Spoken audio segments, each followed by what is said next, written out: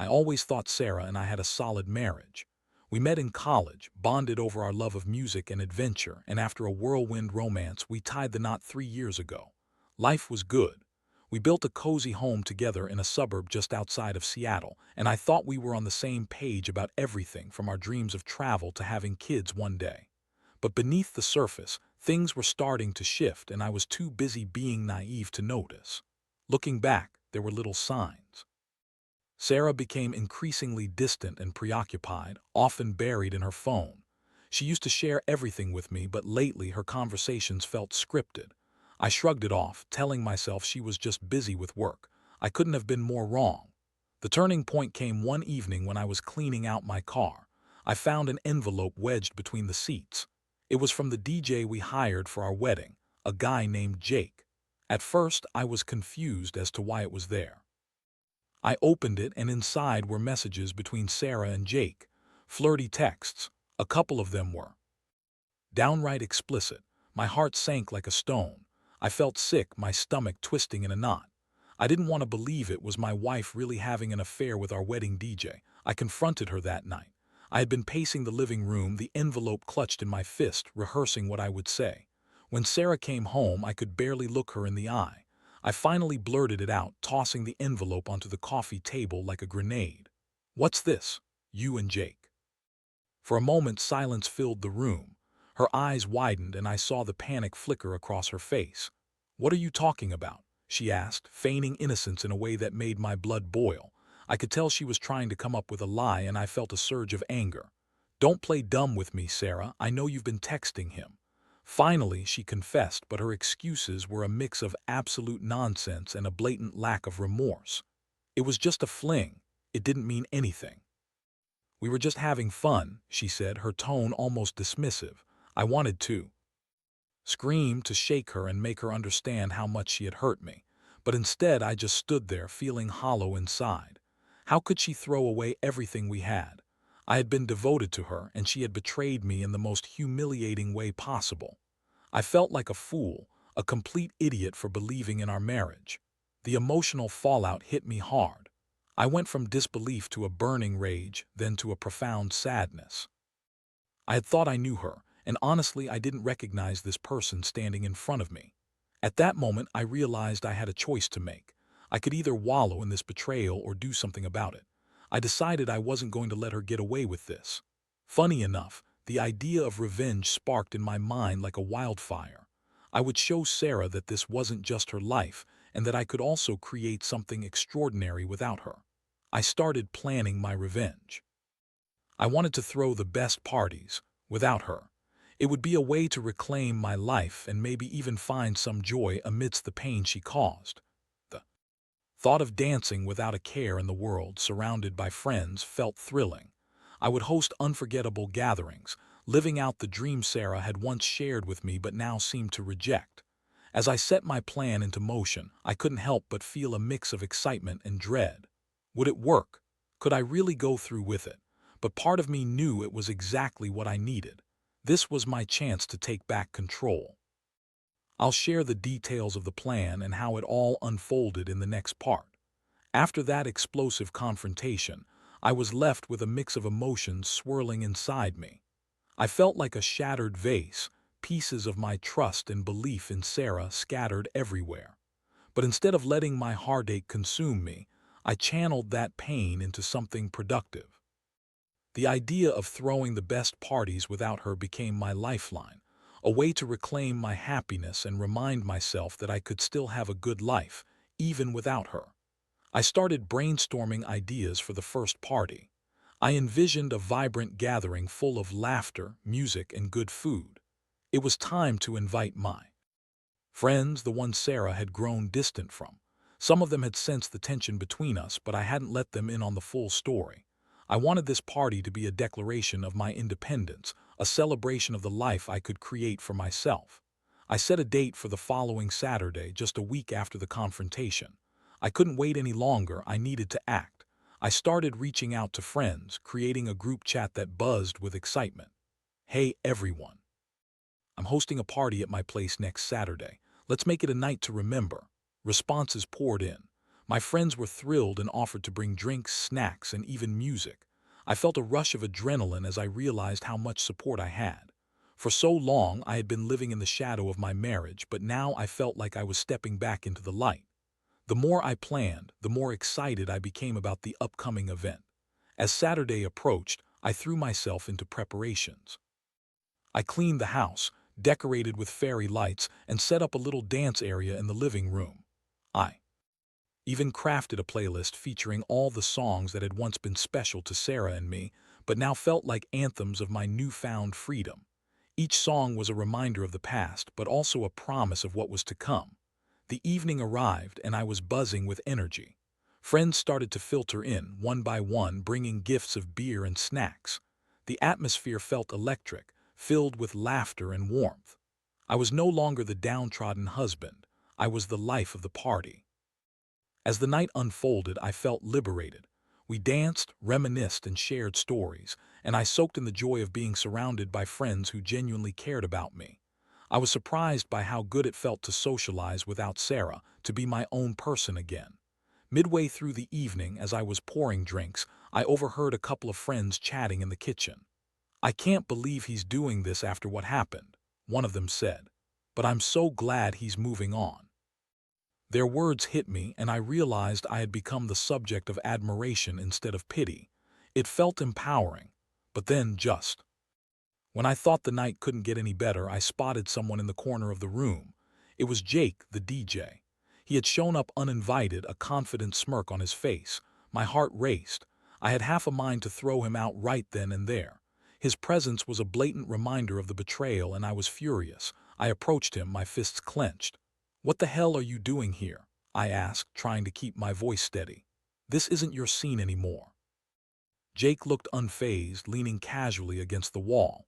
"Just came to see how the party is going, man. You know, music and all." His arrogance made my blood boil. I was tempted to kick him out, but something inside me stopped me. I realized I didn't want to give him the satisfaction of ruining my night. Instead, I took a deep breath and squared my shoulders. "You're not welcome here. If you're looking for Sarah, she's not coming tonight. She made her choice." His smirk faltered for a moment, and I could see irritation flash in his eyes. "I didn't come for her, just wanted to check on you, buddy." I laughed, a cold, humorless sound. "Oh yeah, you think I need your pity? Get out." He hesitated, but with a few choice words from other friends who had overheard, he finally left, grumbling under his breath. As the door shut behind him, I felt a wave of relief wash over me. I had stood my ground, and it felt good. The rest of the party carried on with high spirits. I let the music carry me, danced like nobody was watching, and laughed until my sides hurt. The night was a success, and as the last of my friends trickled out, I felt a sense of pride. I had thrown an amazing party, taken control of my life, and shown myself that I could be happy without Sarah.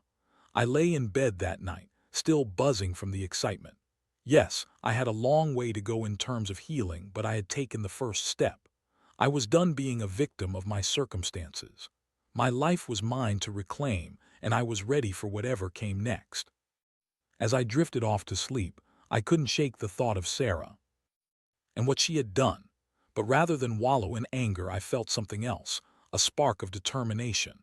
This was just the beginning. The high from the party lingered in my mind for days. I woke up the next morning, still buzzing with energy. My friends had texted me throughout the day, telling me how much fun they had and how proud they were of me for hosting such an epic gathering. Their support felt like a warm blanket, wrapping around me and keeping the cold reality at bay. But as the day wore on, the initial euphoria began to fade, and the reality of my situation sank in.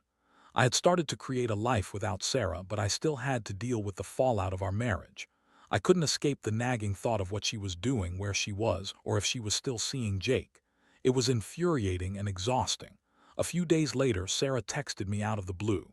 "Can we talk? We need to sort things out." I stared at the screen, my heart pounding. I didn't want to talk to her. Nothing she said could change what she had done, but I also knew that avoiding the conversation would only prolong my distress. I took a deep breath and replied, "Fine, when?" We agreed to meet at a coffee shop the next day. As I sat at the small table waiting for her to arrive, I felt my anxiety creeping in. Would she try to manipulate me with tears and empty promises? Or would she act like nothing had happened? My mind raced with possibilities, each one more maddening than the last. When Sarah walked in, she looked different. Her hair was perfectly styled and she wore a tight-fitting dress that accentuated her figure. I couldn't tell if she was trying to impress me or someone else. As she approached, I tried to remain neutral, but the sight of her made my stomach churn. "Hey," she said, sliding into the seat across from me. "Thanks for meeting me." "Let's just get this over with," I replied, my tone sharper than I intended. Her expression tightened, but she quickly composed herself. "I know things have been rough, but I want to explain. I never meant for any of this to happen. Spare me the excuses." "Sarah, you made your choice," I snapped. "You slept with Jake, you broke our vows." She looked down, her brow furrowed with conflicting emotions. "I was feeling lost, okay? I thought I could handle it. I didn't think it would become this big mess." Her eyes met mine and I saw a flicker of regret. "I'm sorry." "Sorry doesn't fix anything," I shot back, feeling the heat rise in my chest. "You've shattered everything we built. You think a simple apology can erase the betrayal." She leaned forward, desperation in her voice.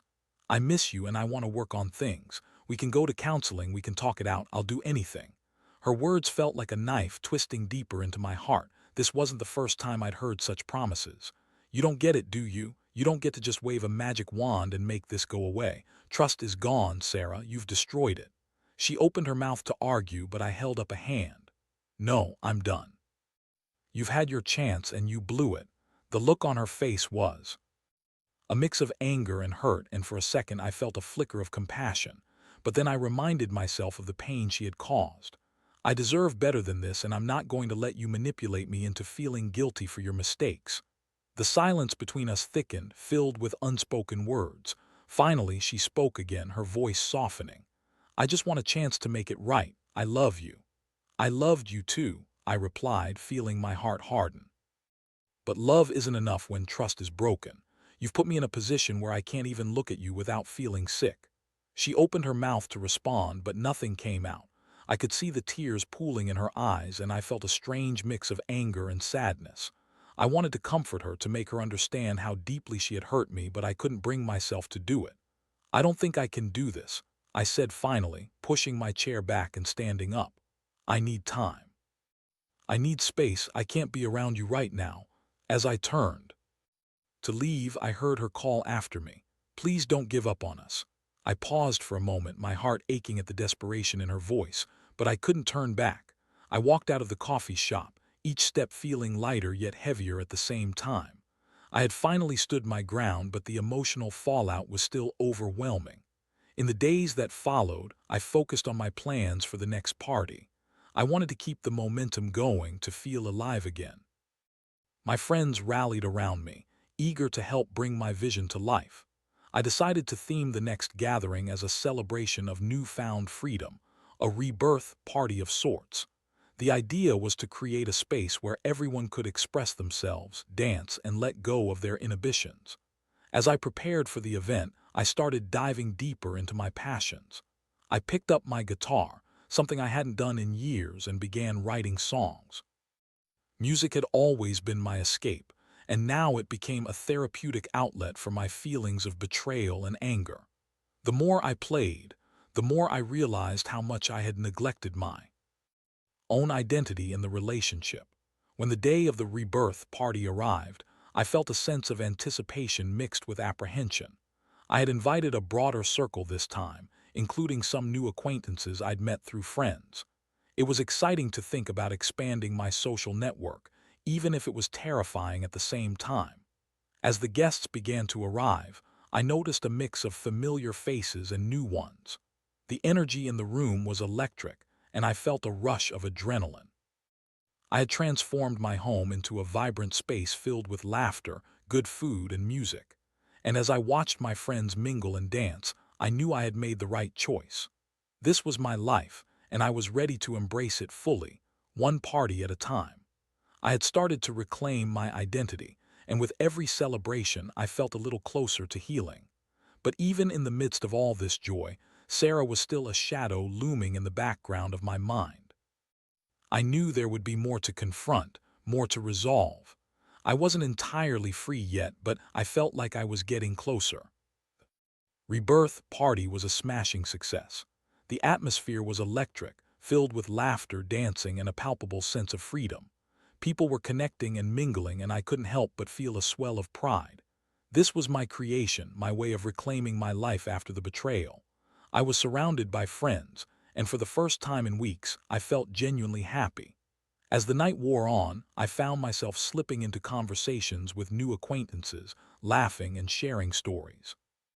There was an undeniable energy that filled the room, and I felt buoyed by the collective positivity. I danced with abandon, lost in the rhythm of the music, allowing myself to forget the pain that had once consumed me. But even in the midst of all this joy, I couldn't shake the feeling that Sarah was looming in the back of my mind. I was still acutely aware of how she had shattered my trust, and the fact that our lives were still intertwined, even if I was trying to cut those ties. The specter of her infidelity haunted the edges of my newfound happiness, but I vowed not to let it overshadow the present. After the party, wound down, I was cleaning up the last remnants of the festivities when my phone buzzed. I glanced at the screen and my heart dropped. It was a text from Sarah. "Can we talk? I need to explain more, please." I hesitated, my heart racing as I considered my options. Part of me wanted to ignore her completely. I had already made it clear where I stood. But another part of me felt a pull, a need to hear her out. Maybe I was still holding onto a sliver of hope that she could provide some clarity, even if I was terrified of what that might mean. I took a deep breath and replied, "Fine. When?" We agreed to meet again, this time at a park near our home. When the day arrived, I walked to the park, my mind swirling with anticipation and anxiety. Would this be another round of her manipulation? Would she try to charm me again? I was determined to keep my guard up. As I approached our meeting spot, I spotted Sarah sitting on a bench, her face buried in her hands. It struck me how vulnerable she looked, and for a fleeting moment I felt a pang of sympathy. But I quickly reminded myself of why I was there. This was about my healing, not her theatrics. "Hey," I said, trying to keep my tone neutral. She looked up, her eyes red-rimmed and puffy. "Thanks for coming," she said, her voice trembling. "I've been doing a lot of thinking." I raised an eyebrow, skeptical of her sincerity. "And I know I've hurt you," she started, her voice shaky. "I've been a complete idiot and I can't change the past. But I want to show you how sorry I am." I crossed my arms, trying to maintain my composure. "You think you can just apologize and everything will go back to normal? We can't just pretend like none of this happened." "I know that," she interjected, her eyes pleading. "But I've realized how much I've taken you for granted. You were always there for me and I pushed you away. I want to fix this, to prove that I can be the partner you deserve." "Fixing this isn't just about you saying sorry," I replied, my frustration bubbling to the surface. "You broke my trust. It's going to take a lot more than words to heal this."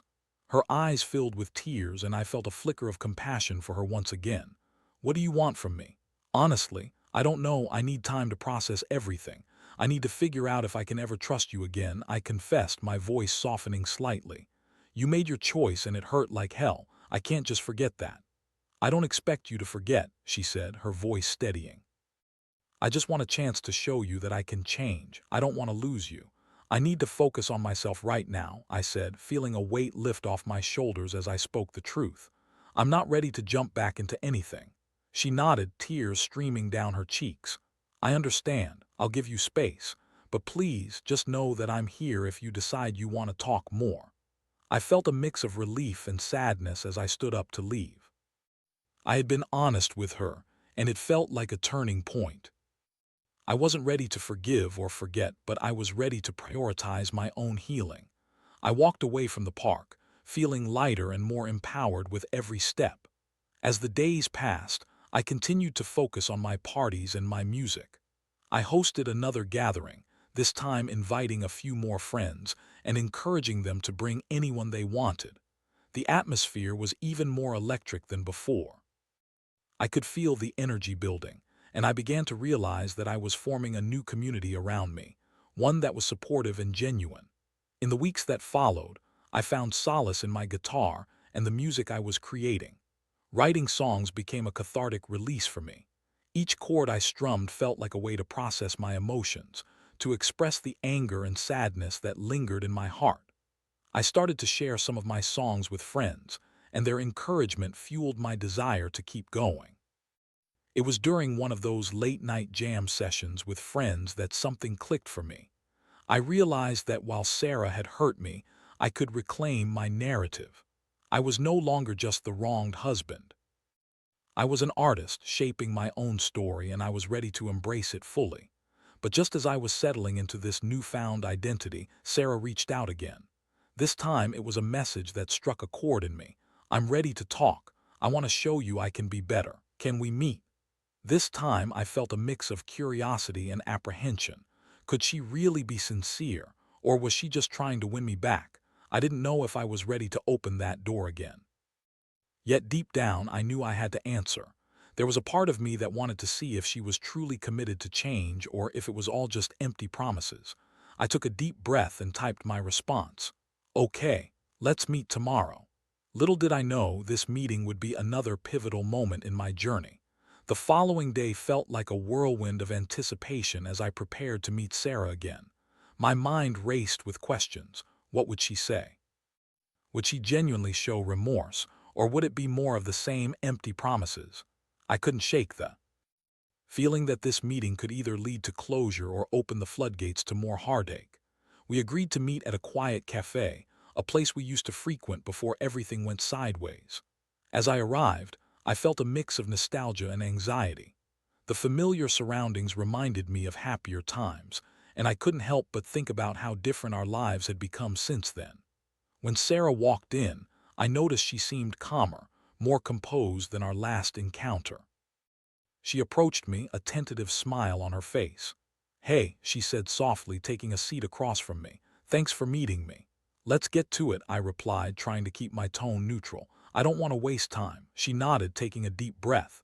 "I've been doing a lot of reflecting, and I realize how much I've messed up. I don't want to keep making excuses for my behavior." "Good, because it won't help you," I said, feeling a surge of determination. "I need to hear honesty." "I know I hurt you deeply," she said, her voice steady.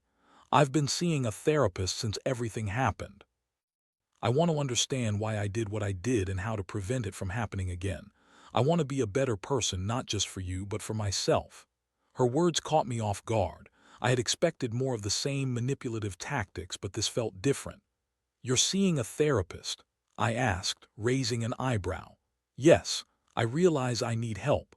I'm not proud of my actions, and I'm committed to changing." "I don't want you to feel like you can't trust me anymore," she explained, her eyes earnest. As much as I wanted to remain skeptical, I felt a flicker of hope. Perhaps this was genuine. "What makes you think change is possible? Trust takes time to rebuild." "I know it will take time," she assured me. "But I want to show you through my actions. I know I can't undo the past, but I want to build a future that's different. If you give me a chance, I promise to work hard to earn back your trust." I took a moment to let her words sink in.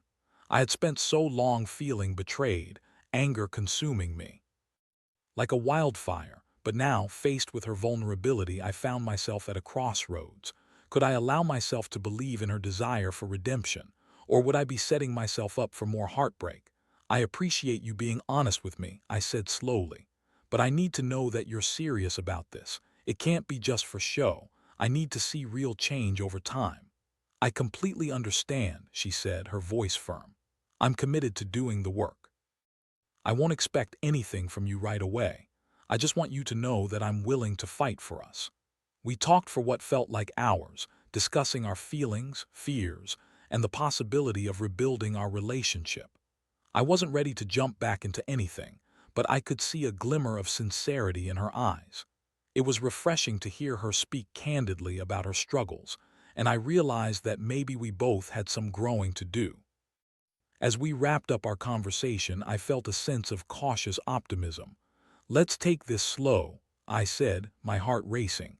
"I'm not ready to fully trust you again, but I'm open to seeing where this goes." "Thank you," she said, her eyes shining with gratitude. "I won't let you down this time." As I left the cafe, I felt a confusing mix of emotions. I was hopeful but guarded, aware that trust couldn't be rebuilt overnight. I didn't know what the future held for us, but I knew it would be a long journey. Over the next few weeks, we began to tentatively reconnect.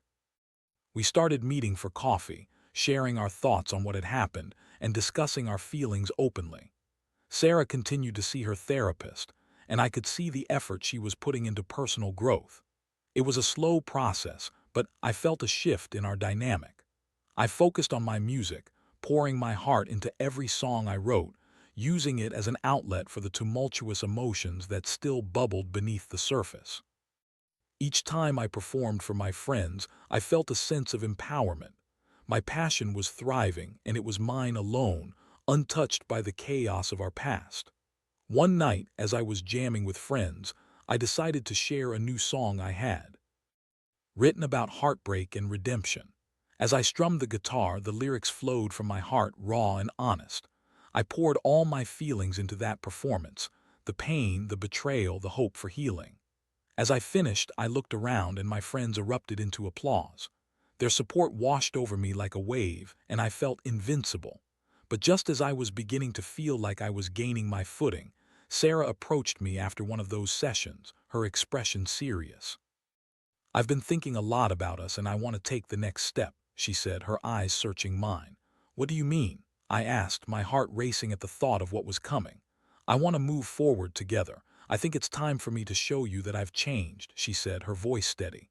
"I want to prove to you that we can have a fresh start." The weight of her words hung in the air and I felt my heart skip a beat. Could I really trust her again? Could we rebuild what we had lost? I took a deep breath, weighing my options. I had come so far in my healing, and now the prospect of diving back into the unknown was both enticing and terrifying. "I want to believe you," I said finally, "but I need to see that you're committed to this. I've worked hard to rebuild myself after everything, and I can't go through that pain again." "I understand," she replied, her voice a mix of determination and vulnerability. "But I'm ready to prove it. I'm all in." As I looked into her eyes, I saw the flicker of sincerity that I had hoped for. Maybe, just maybe, we could find our way back to each other. It wouldn't be easy, but I was willing to take a leap of faith. Together, we could navigate the complexities of our past and work toward a brighter future. With our conversation echoing in my mind, I left the jam session feeling a mix of hope and uncertainty. Sarah's commitment to change was palpable, and for the first time in a while, I could see a glimmer of the woman I had fallen in love with. Yet, I was acutely aware that trust is fragile, and rebuilding it would take time and genuine effort from both of us. Over the following weeks, we began to explore this new chapter in our relationship. Sarah was consistent in her actions, showing up to our meetings with a deeper understanding of herself and what had led her to make those disastrous choices. She shared her therapy experiences with me, and I could see her working hard to understand not only her failings but also how to be a better partner. We started going out more, spending time with friends and reconnecting in ways that felt exciting yet terrifying. Each moment felt like a step into uncharted territory, but it was also liberating. I began to feel more comfortable with the idea of us moving forward, not as the couple we once were, but as two individuals determined to grow together. I still had my moments of doubt, of course. Each time I saw her pull out her phone, a little voice in the back of my mind would wonder, was she texting Jake? Would she betray my trust again?